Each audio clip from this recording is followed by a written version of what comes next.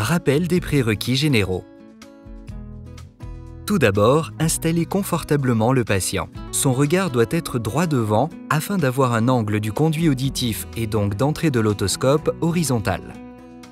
Assurez-vous ensuite que le dispositif soit allumé, puis positionnez-vous sur le côté droit ou gauche, puis sur l'autre côté du patient. Prérequis pour le matériel.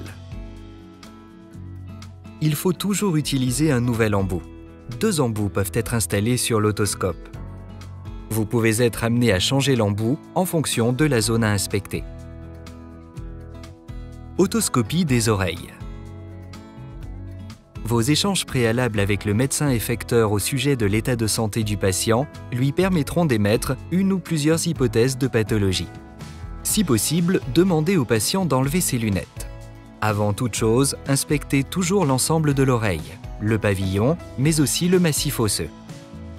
L'otoscopie des oreilles est fréquemment pratiquée pour confirmer des pathologies telles qu'une otite. Essayez de prendre appui pour éviter le tremblement.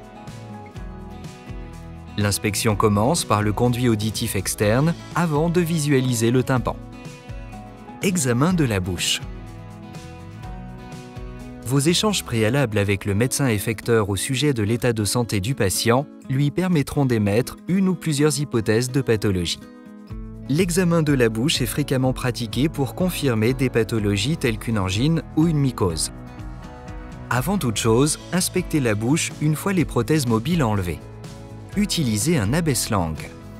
Pensez à regarder les gencives, le palais et la base de la langue. Précisez si vous remarquez une odeur particulière qui pourrait faire suspecter un abcès. Utilisation de la caméra dans les autres cas.